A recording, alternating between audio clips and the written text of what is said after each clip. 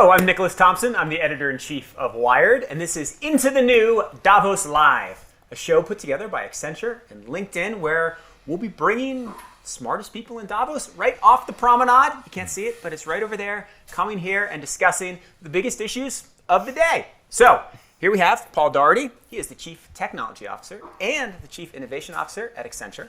We have Stephanie Lenars. She is the Group President for Consumer Operations, Tech, and Emerging Businesses at Marriott.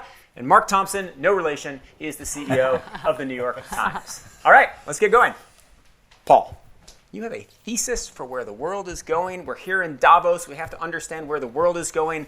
Where is the world going right now? Let's just start with a big, easy softball. The big, easy softball is that's an easy one. I think one of the things that's really in traffic here at Davos is this idea of how do we include the broad set of stakeholders in what's happening in the world, and from a business perspective, how do we include multiple stakeholders in the dialogue that's happening? And if you lay that against what's been happening in business, we've been through probably 6 years of themes at Davos that have been around every business is a digital business and the move to digital transformation, everything that's happening with it. And I think this year we're at the precipice of this question about the promise of digital versus the reality of digital. And that's causing two main questions that I think have been in a lot of traffic here, which is, are companies really getting the value from all this technology, all this promise of digital, and creating the next generation digital companies that we imagine they would? And then that's the value. And then there's a values question of, is that being done with recognition of the workforce, developing the right skills, reducing the inequality, protecting the privacy and data? And that value versus values is the intersection that I'm seeing here. Is that what you guys are seeing too?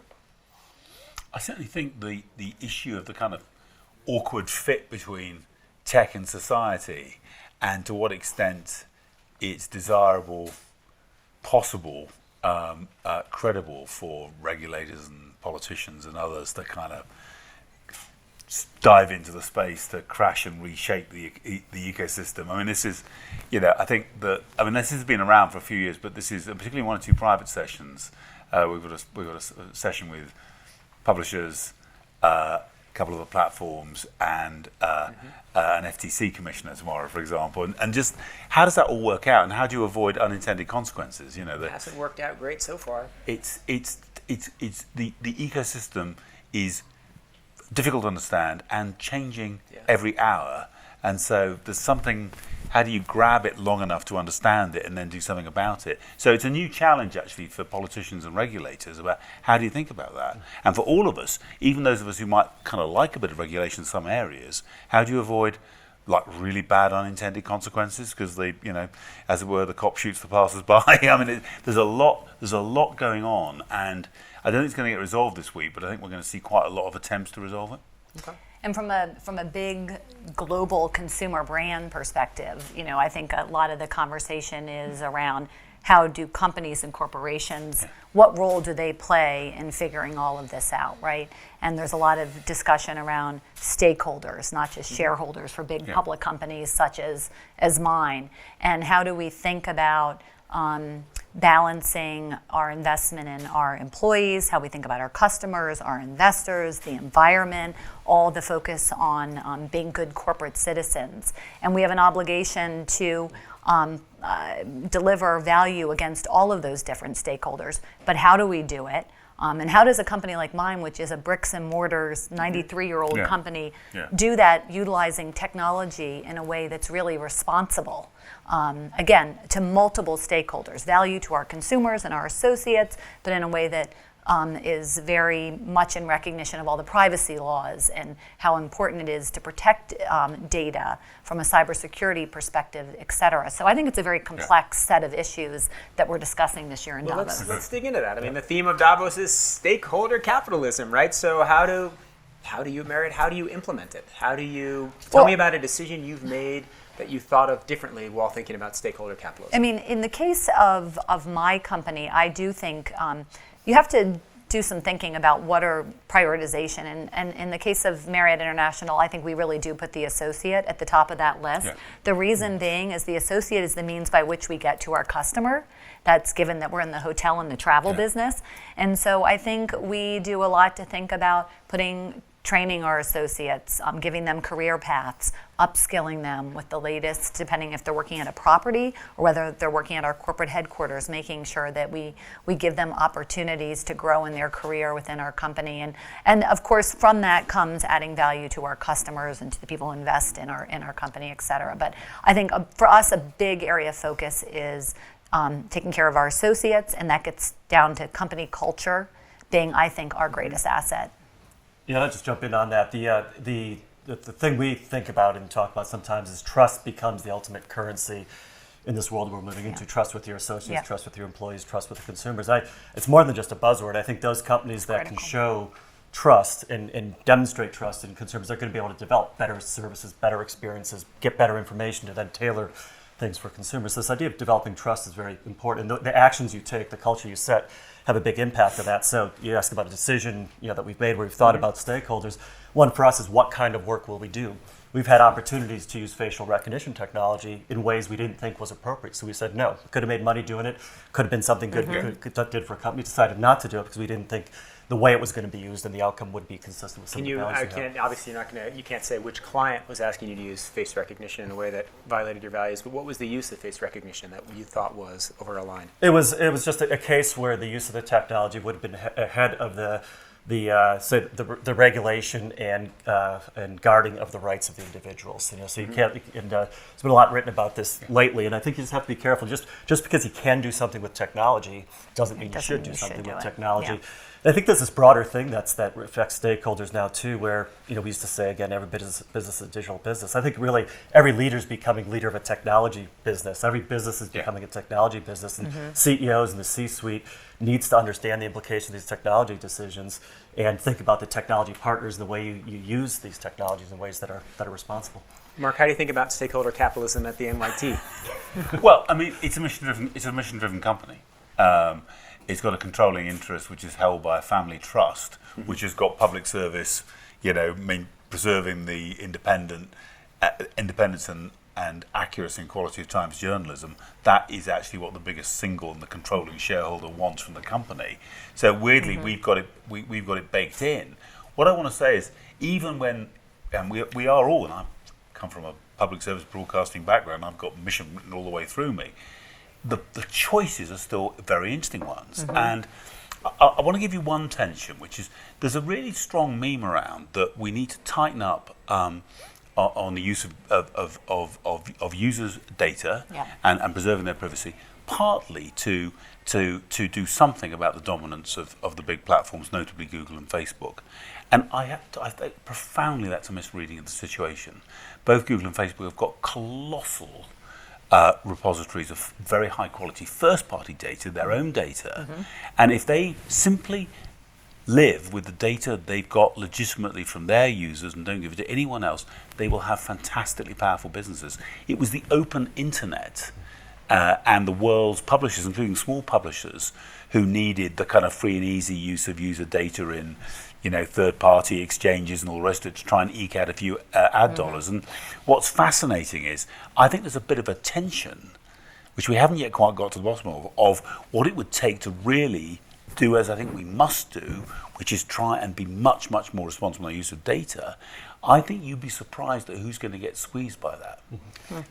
And for the Times, one of our efforts at the moment is to very quickly become expert in first-party data and to get ready and to get a sufficient scale that we're going to have enough data, as it were, inside our own environment, inside our company, about our users. We have enough users.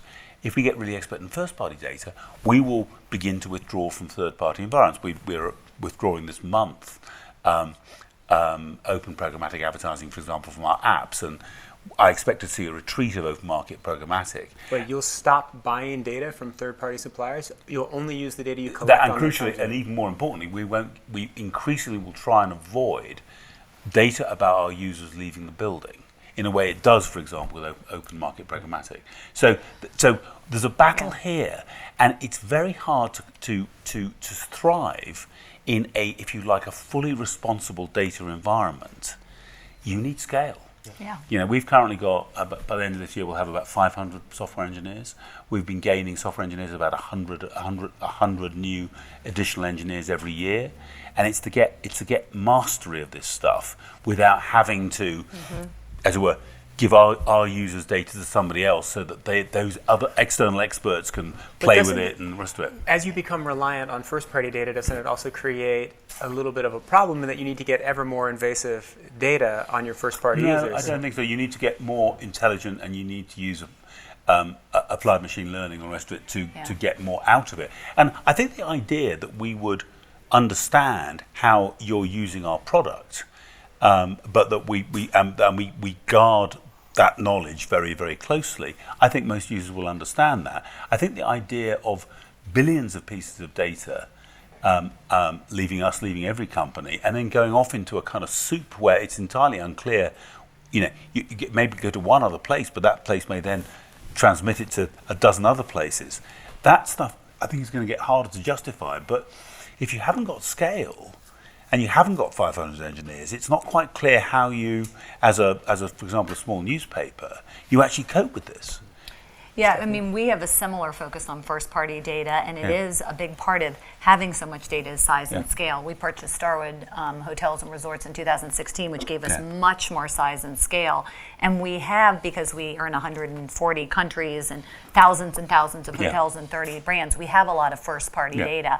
But I think it's also about a mindset. I mean, we very much think the customer data, it belongs to them. Completely. It's their data, and they let us use it only if we can deliver a better guest experience. Right. So our focus is using our own data and what we know that customers have shared with us, particularly if they're one of the 140 million members of our loyalty program, how we can use that data to, again, enhance their experience either on our digital assets, our website or app, how they interact with us there, but most importantly, how they interact with us and how we serve them at the hotel level. And I think consumers, if you use their data in a way that really adds value to their lives, and we have the example of hotels, that they will build trust. It gets back to your point of building trust with consumers. Yeah, the thing I'd extend on that is the way we think about data and identity. It's the 50th anniversary of the internet, the 50th anniversary of the World Economic Forum. Happens to be the 50th anniversary of Earth Day as well. So it's all these 50th anniversaries. But if you think about the internet, if we were designing the internet today, as the foundation for digital commerce, certainly the first thing you'd tackle is data and privacy and identity framework for the internet. We didn't do that, so we have a mess, is the reality of it. And I agree with the comments on first-party data, and I think companies like Marriott are doing tremendous things to deal with that in a trusted manner.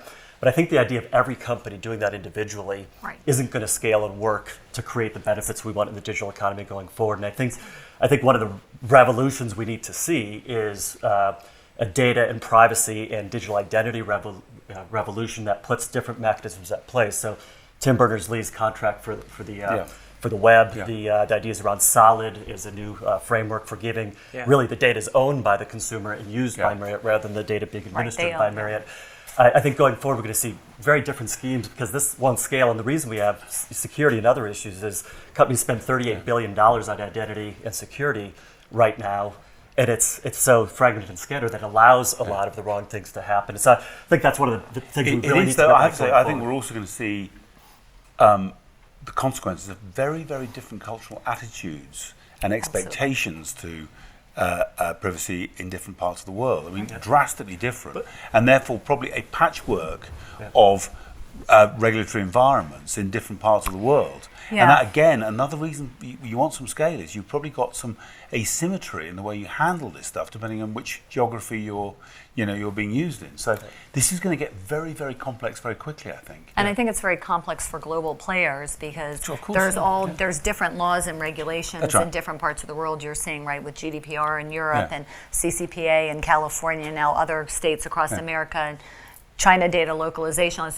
As a global player, how do you make sure that you're complying with all of these different laws and regulations? There needs to be, to your point, a little more organization around it so that we can effectively, do what we're supposed to do. And back to, we're in Davos. If you're asking what's happening here, one of the most exciting threads this year that's been started, last year, is this thread around digital identity and new models and new ways of doing it. And there's a number of discussions happening on that, but real work also. So Bank ID in Sweden, a standard KYC, know your customer, identity scheme for the banks in Sweden that all banks can use. So your customer has to only validate their identity once. Very powerful if that scales. KDTI, which is the Known Digital Traveler Initiative, which is a single source of digital identity from Canada to Netherlands only right now, but it's poised to expand to other countries. So once you buy the ticket, customs and everything are cleared because your identity is not administered by multiple organizations, only one. That's the future, I think, and that's one of the exciting initiatives that's happening here. All right, so let's talk about, besides the amazing story about the Russian plumbers who apparently tapped all of the plumbing systems here to spy on us that they don't need to since it's publicly broadcast. Besides that story, which broke today, what is the most interesting thing that has popped up in your mind in Davos today? Last round. Most interesting idea from somebody you bumped into, from something you learned that just went into your head? Well, I'll give you one thing. We had a conversation this morning about leadership. And in a sense, the first part of the conversation is how commercial leaders just need to change completely. They need to be much more consensual, much more, they're questioners rather than people coming up with answers. They're trying to stimulate, they're delegating power and the rest of it. But then we started talking about politics and how the kind of rise of the strong man, traditional populist leader. And there's a very interesting, I think, difference between some of the trends we're seeing in politics. Though one person said, actually, look at what those guys are doing. Very clear messaging, very clear frameworks. There are some things the politics are doing which sort of fit in, but it's almost like at the moment, in many Western countries, politics is going one way, and the sense of the values-driven, more thoughtful, somewhat more sensitive, somewhat less aggressive style of leadership in business. That's a kind of curious thing to be happening at the same time. I mean, you had quite a contrast. Or Klaus, who's spent the whole time talking about stakeholder capitalism, introduces President Trump, who spends the entire time talking about how amazing the American economy is the whole time. Yeah, I mean, I think I'm encouraged to see at Davos there continues to be a lot of conversation around diversity and inclusion. I've been lucky enough to come to this event. This is my 5th year, and I am seeing, for example, more women at Davos than the first year I went. Not as many as I'd like to see, but I think that there is still a lot of that's still at the forefront of the conversation here, which I think is very positive. It's up to 25% this year. Yeah, not where we need to be, but I think it's still less than 50, but above 20. No, right. Yeah, maybe it ticks up 1% each year, something like that. The most exciting thing that I've seen is the forum invited for the first time 10 teenagers. So it's Greta. Plus 9 others, which are amazing young people who are, I think their combined age at the 10 is 62 or something like that. So it's something like that. I don't know. That can't be right, but it was whatever it is, a young group of people. And the asymmetric power of their voice is really great to see in the world we live in today. When you talk about all the impacts of kind of social media and everything that's happening, and the way messages spread, the asymmetric power that a voice like Greta can have on the climate and the planet and the other voices that are there is really inspirational to me. And we got a lot of people here talking about a lot of important things. But if we can leverage the asymmetric power of that, the voice of that generation, it can be a very powerful. When I talked, I have a 13 and a 15-year-old. And when I spoke to my 13-year-old daughter this morning, the most exciting thing for her why I was at Davos was Greta. She follows Greta, and all her friends do on social media, and that did give me great hope. Did you pick Greta's autograph for her? No, she said, if you meet anybody at Davos, Mom, can you meet Greta? And I thought that was a wonderful thing that young people are so inspired by her globally. And the idea that they're ambassadors here, sort of thing. But, they're here, their head of state is here too. It's a great idea. Yeah, it's really cool. It's fantastic. All right. Well, thank you very much. Thank you to our viewers. Thank you to Accenture. Thank you to LinkedIn. And this show will keep on running straight here from Davos Promenade. See you next time.